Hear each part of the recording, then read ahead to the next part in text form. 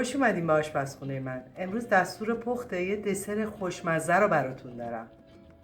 دوستای عزیزم، دسر امروزمون اسمش کاسترد یا هراروته که تشکیل شده از 5 تا لیوان شیر، 7.5 قاشق شکر، 5 قاشق نشاسته ذره، 1 قاشق زعفران، 1 قاشق چایخوری زعفران ساییده شده، 10 گرم وانیل و 3 قاشق غذاخوری گلابه.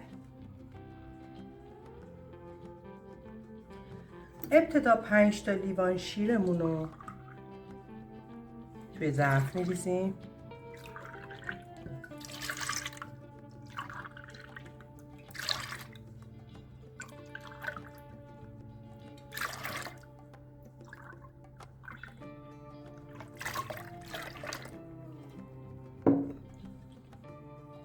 نشاسته ذرت،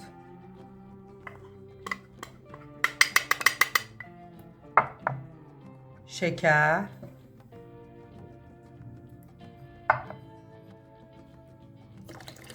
گلاب، وانیل و زعفران سابیده شده. حسابی اینا رو سعی میکنم اون شکر و نشاسته و گلاب و زعفران و همه رو حلش کنم در شیر و میذاریم روی گاز تا جوش بیاد. اما تمام مدتی که رو گازه باید حتما هم بخوره تا سفت بشه و دسر ما آماده بشه.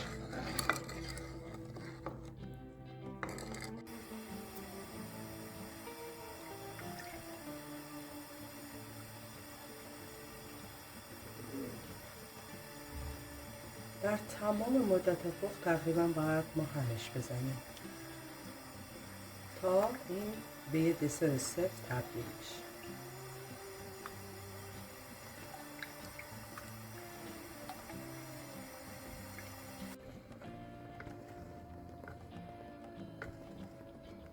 کم کم داره کاسترد ما یکم سفت میشه. چند دقیقه دیگه که یکم سفت‌تر شد دیگه رو گاز برش میدارم و توی ظرف میریزم. دیگه الان یواش یواش غلیظ شده و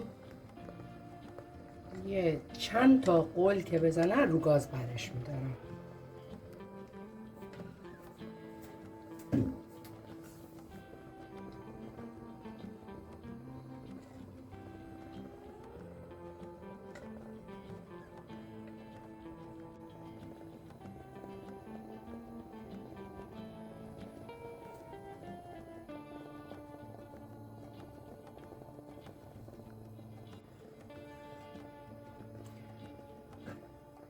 یه چند تا قل زد و غلظتش به اینجا رسیدش. یکم غلیظ شد.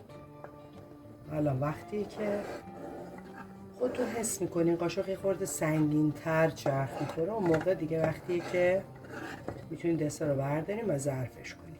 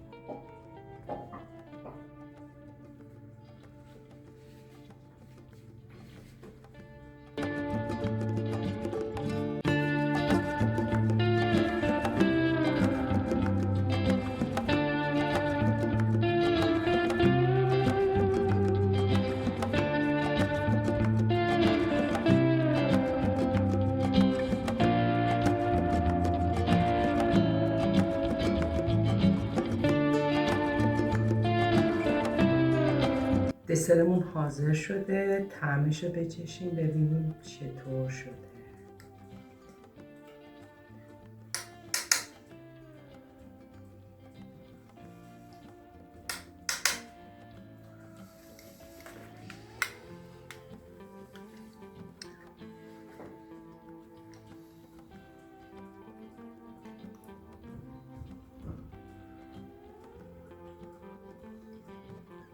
خیلی خوب شد.